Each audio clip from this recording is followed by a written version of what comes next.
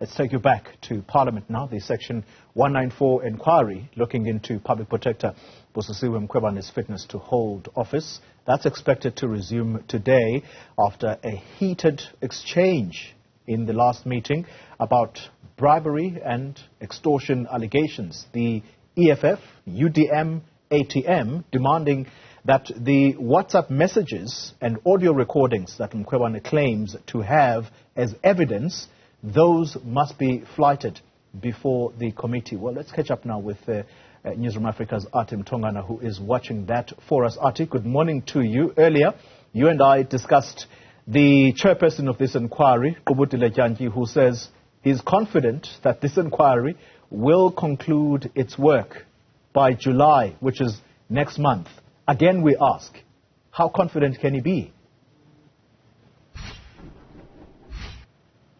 Well, I do have him right here with me, Goli, to respond to that question. Thank you so much for your time, Chairperson. Now, as you've heard, Goli, he is saying that you are confident, and this is something that you've been saying, even though this committee has had a lot of delays throughout the year. But I want to get a sense from you in terms of, how things have unfolded in the past couple of days, and certainly from the last session here. How confident are you that you'd be able to conclude? Our revised program has a date of the 28th of July. We have no intentions to ask for more money. We have no intentions to ask for more time. That's the time we have. That's the money we have. We're going to do everything to ensure that actually we finish before or at that date. And today we'll do a recap of what we did on Wednesday and then proceed from there. I'm very confident that we've been very patient in driving this process, and we're not about to lose that patience in concluding the kind of work that we've done for so many months, close to 11 months now. And I think it's also important to say, already emerging are important lessons. We already have lessons as to when we look back, would say about this inquiry, we were able to navigate and manage so many hurdles and off-ramps. We're now at the tail end. I don't think there's anything that really will pull us back from concluding the mandate that we've been assigned to do. I can tell you one thing that the public is certainly looking at to be another hurdle, judging from how things unfolded on Wednesday. The Public Protector wants to address the issues of the allegations of the extortion and bribery allegations. And opposition parties want her to speak to that, and they certainly are demanding the flighting of those WhatsApp messages and audio recordings. And you could see already the point of orders that were constantly raised, delaying the meeting from actually getting to the core business. So how do you then presume that you are going to be able to deal with that? The inquiry is a specific mandate. We have maintained that throughout this process. We're going to stick to that for this, even today's meeting, to do the business of this inquiry.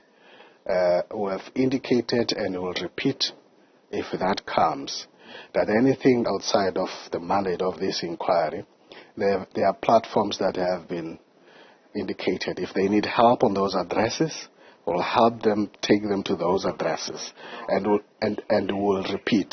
They have already lodged a complaint with the Joint Committee on Ethics here in Parliament.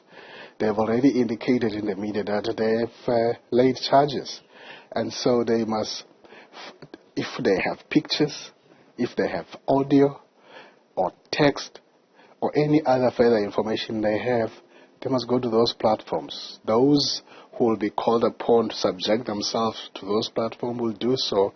I certainly will do that. Have you heard from the Ethics Committee or even the Speaker? Because this is a thorn before the committee, because it's now in the public domain and it might cause a delay in today's proceedings. You saw the point of orders from Julius Malema, Vuyo Zungula, the UDM's Bantu Olomisa. They all want you to allow the Public Protector to talk to these issues.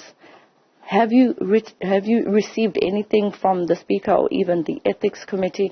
How are you going to deal particularly with this meeting today? I will deal with this meeting in the manner I've always done throughout the 11 months, to keep the decorum of this meeting, to focus and direct the meeting to what's on the agenda of the meeting. I'm not going to allow us to be entangled into what I call a deflection and delay strategy. We can see through it, and we're not going to allow it to drag us back. The Ethics Committee has made contact with me, and I'm subjecting myself to that process, whatever timelines they have and whatever issues they want me to share with them. Are they calling you to go before it to speak to them? What is the procedure there? Well, so far it's me just telling them what I know about these scandalous allegations. I don't know what their next step is. And you still stand refuting those allegations? They are as scandalous as they were on the 27th of May, and I continue not to want to dignify them with anything. But the process is important that all of us subject ourselves to this process. We live in a constitutional democracy, and the role of law. There are no shortcuts in how you do things. You can't be selective and convenient. So even Wednesday, I would have asked them, if you planning and asking for my recusal, do it properly as it is done. Make an application. I'm waiting for it. Hopefully by 1 o'clock, if there's an application for recusal, it will come. But you're not going to take shortcuts and say, no, we're not making an application, but we want to speak to your conscience. My conscience is telling me that they must make that application. All right, thank you so much for your time, the chairperson of the Section 194 Committee, Qubudile Dyantyi. It's just a few minutes before they start at 10 o'clock. We're expecting the Public Protector to be connected virtually as per the last time, but if there are any changes, you'll certainly see all those developments when the committee starts its meeting.